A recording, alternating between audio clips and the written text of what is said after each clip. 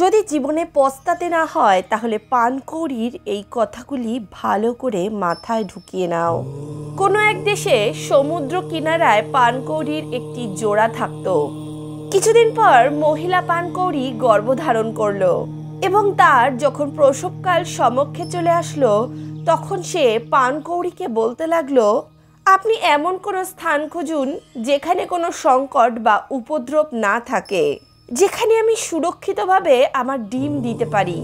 ছেলে পানকৌড়িটি বলতে লাগলো, হে ভদ্রে, এই সমুদ্র প্রদেশ অত্যন্ত সুন্দর, তুমি এখানেই নিজের ডিম দাও।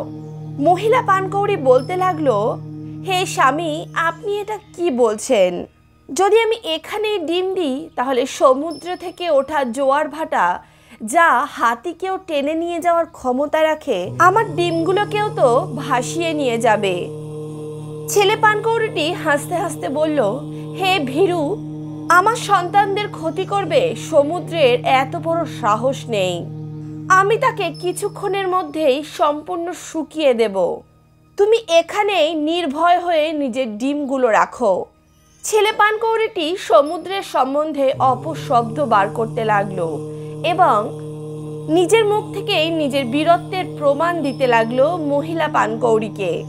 অপরদিকে পুরুষ পানকৌড়ির এইরূপ অহংকারপূর্ণ কথা শুনে সমুদ্র ভাবতে লাগলো, এই ছোট্ট একটা পানকৌড়ির এত ক্ষমতা, সে নিজের মধ্যে এত অহংকার পোষণ করে রেখেছে, তাহলে তো আমার এর একটা পরীক্ষা নিতেই হবে।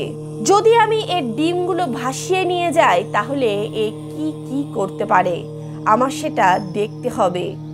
বন্ধুরা, এদিকে সমুদ্র পানকৌড়ির ডিমগুলো ভাসিয়ে নিয়ে যাওয়ার নিশ্চয় করে নিল।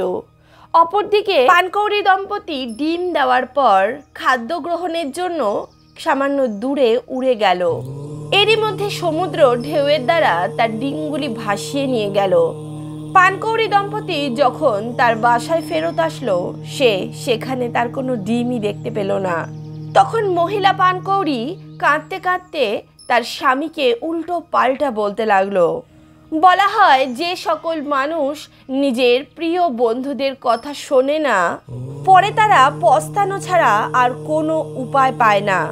এরই কারণে বলা হয় যে সংকট আসার আগে উপায় করা ব্যক্তি এবং সংকট আসার সময় উপায় করা ব্যক্তি সবসময় সুখে থাকে। ভাগ্যের উপর বিশ্বাস করা ব্যক্তিদের সবসময় বিনাশই ঘটে। বলা হয় কমজোর মানুষদের বলবান ব্যক্তিদের থেকে দূরেই থাকা উচিত অথবা কোনো সুরক্ষিত জায়গায় আশ্রয় নেওয়া উচিত। এছাড়া অন্য কোনো যুক্তি কাজ করবে না। যে ব্যক্তি বিপত্তি আসার আগেই স্থান পরিবর্তন করে এমন ব্যক্তিদের নিজের দেশ এবং কুলের বিনাশ দেখতে হয় না। বন্ধুরা, এদিকে পানকৌড়ি দুঃখে এবং ক্রোধে সমুদ্রের থেকে বদলা নেওয়ার চেষ্টা করতে লাগলো। সে তার স্ত্রীকে বলতে লাগলো, হে ভীরু, তুমি এখন আমার ক্রোধ দেখো, আমি কিভাবে এই সমুদ্রকে শুকিয়ে ফেলি। স্ত্রী পানকৌড়ি বলতে লাগলো, ওরে মূর্খ, সমুদ্রের সঙ্গে লড়াই করে তুই কি এমন বড় কাজ করবি? বিদ্বান লোকেরা বলেন দুর্বল ব্যক্তির রাগ তার নিজের জন্যেই ক্ষতিকারক হয়। যেমনভাবে মাটির বাসন নিজের ঘরকেই জ্বালায়, তেমনি নিজের এবং শত্রুর শক্তি না বিচার করেই যে শুধুমাত্র উৎসুকতাবশতই শত্রুর কাছে যায় সে ব্যক্তি ওই রূপেই নষ্ট হয়ে যায় যেমন আগুনের সামনে পতঙ্গ। পতঙ্গ যেমন আগুনের সামনে নিজেই যায় এবং নিজেই পুড়ে মরে যায়, ঠিক তেমনি পুরুষ পানকৌড়ি বলতে লাগলো, কিছু জিনিস দেখতে ছোট হয় কিন্তু তাদের সামনে তাদের শক্তি এবং মনোবলের কাছে বড় বড় জিনিসও হার মেনে যায়। যেমনভাবে একটা ছোট পিঁপড়েও একটা বড় হাতিকে হার মানাতে পারে। পিঁপড়ে কি হাতির সমান শক্তিশালী থাকে? কিন্তু তবুও তো পিঁপড়ে হাতিকে বশে করে নিয়ে আসতে পারে। দ্বিতীয় হলো একটি প্রদীপ, যেটি একটি বিশাল অন্ধকারকেও সমাপ্ত করতে পারে। তাহলে তুমি এখন বলো যে একটি ছোট প্রদীপ শিখা কি এত বড় অন্ধকারের থেকেও বিশাল হয়? এছাড়াও তুমি হয়তো দেখেছো বিদ্যুৎ চমকালে বড় বড় পাহাড়ও ভেঙে পড়ে যায়। তাহলে কি একটা বিদ্যুৎ এত বড় পাহাড়ের থেকেও বড় হয়? না, বলবান সেই হয় যার মধ্যে তেজ থাকে। এখন তুমি শুধু দেখো আমি আমার ঠোঁট দিয়ে কিভাবে সমুদ্রের জল টেনে নিই এবং সমুদ্রকে শুকিয়ে ফেলি। স্ত্রী পানকৌড়ি তার স্বামীকে বোঝাতে লাগলো, হে নাথ, মূর্খতারও একটা সীমা থাকে। যেই সাগরে প্রতিদিন 9-10 প্রকারের নদী নিজের জল সমর্পণ করে, এমনই 1800 নদী দিয়ে ভরা সমুদ্র তোমার এক বিন্দু জল নেওয়া ঠোঁট কিভাবে শুকাবে? যে কর্মের কোনো ফলই পাওয়া যায় না সে কর্ম করা কখনোই উচিত নয়। তোমার যদি সমুদ্রের কাছ থেকে প্রতিশোধ নিতেই হয় তাহলে কেননা তুমি তোমার ভাই বন্ধু এবং আত্মীয় পরিজনের সঙ্গে একত্রিত হয়ে নাও। কারণ বিদ্বান ব্যক্তিরা বলেন 100 জন নির্বল ব্যক্তি একজন শক্তিশালী ব্যক্তিকে পরাজিত করতে পারে। একটা সামান্য লোহার শিকল দিয়ে একটি বড় হাতিকেও বেঁধে রাখা যায়।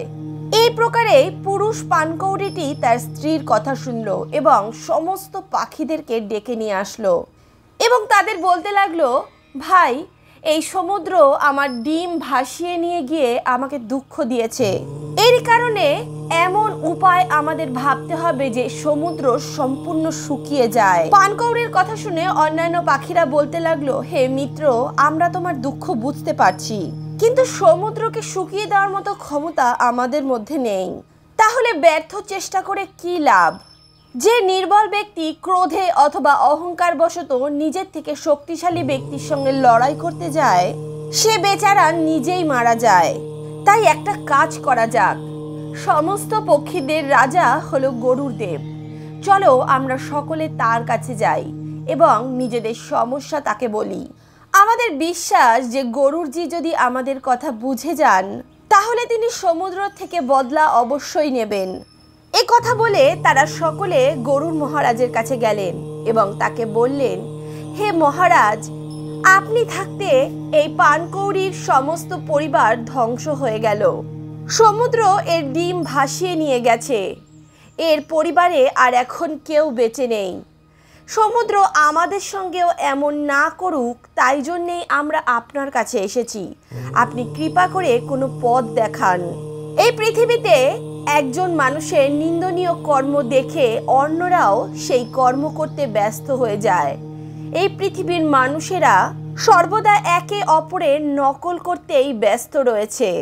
তাই এই সমুদ্রের কাণ্ড দেখে অন্য সমুদ্রেরাও যাতে একই কাণ্ড না ঘটায় তাই আপনি কিছু করুন। বলা হয় যে রাজা তার প্রজার রক্ষা করে সে পুণ্যের অধিকারী হয় এবং যে রাজা তার প্রজাদের রক্ষা করে না তাকে নরকে পতিত হতে হয়।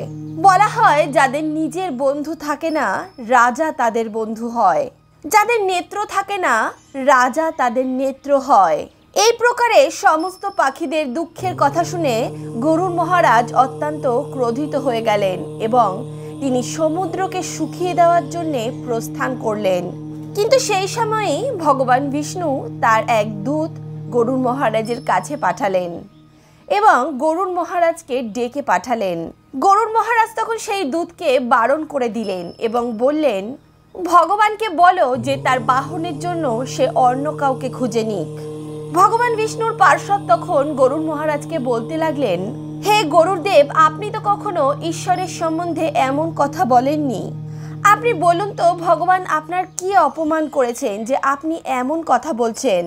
গরুর মহারাজ বলতে লাগলো, শোনো, সমুদ্র পানকৌড়ির ডিম চুরি করে নিয়েছে আর সমুদ্র তো ভগবানের ঘরেরই মতো।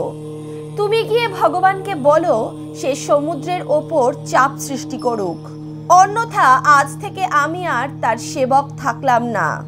অপরদিকে শ্রী বিষ্ণু ভাবতে লাগলেন যে গরুরের রাগ যুক্তিসঙ্গত, তাই আমি নিজে গিয়ে তাকে ডেকে নিয়ে আসব। কারণ বন্ধুরা, যে ব্যক্তি নিজের উন্নতি চায় এমন ব্যক্তিদের তার পরিবারের বিশ্বস্ত সেবকের অপমান করা উচিত নয়, বরঞ্চ তার সেবকের পুত্রের সমান পালন করা উচিত। আরও একটি গুরুত্বপূর্ণ কথা, বলা হয় রাজা যদি প্রসন্ন হয় তবে সে তার সেবকদের ধন সম্পত্তি দেয়, কিন্তু সেবক যদি মান সম্মান পায় তবে সে নিজের প্রাণ দিয়েও তা পরিশোধ করে। এরপর ভগবান শ্রীবিষ্ণু গরুর মহারাজকে নিয়ে সমুদ্রের সামনে আসলেন এবং সমুদ্রকে বলতে লাগলেন, হে সমুদ্র, তুমি এক্ষুনি পানকৌড়ির ডিম ফেরত দাও, না হলে আমি তোমাকে এক্ষুনি শুকিয়ে দেব। আমার একটিমাত্র আগ্নেয়াস্ত্রের প্রয়োগেই তুমি সম্পূর্ণরূপে শুকিয়ে যাবে। হয় তুমি পানকৌড়ির ডিম ফেরত দাও, নয়তো আমি তোমাকে সম্পূর্ণরূপে শুকিয়ে ফেলবো। ভগবানের হাতে আগ্নেয়াস্ত্র দেখে সমুদ্র ভীত হয়ে গেল এবং সে তাড়াতাড়ি পানকৌড়ির ডিম নিয়ে বেরিয়ে আসলো এবং পানকৌড়িকে তার ডিম দিয়ে দিল। এখানে আরও একটি কথা আমাদের বুঝতে হবে, শত্রু ছোট হোক অথবা বড়, যতক্ষণ তার সঠিক শক্তির আন্দাজ আমাদের না থাকে ততক্ষণ তার সঙ্গে শত্রুতা করা উচিত নয়। তা না হলে সমুদ্র যেমন একটি ছোট পানকৌড়ির কাছে হেরে গেল, তেমনভাবে তাকেও মুখ থুবড়ে পড়তে হয়। বন্ধুরা, আজকের এই প্রসঙ্গ আপনাদের কেমন লাগলো অবশ্যই কমেন্ট বক্সে লিখে জানাবেন। ভিডিও ভালো লাগলে অবশ্যই ভিডিওটিতে একটি লাইক করুন, বন্ধু বান্ধব আত্মীয় পরিজনের সঙ্গে ভিডিওটি শেয়ার করুন। কমেন্ট বক্সে রাধে কৃষ্ণা লিখতে ভুলবেন না।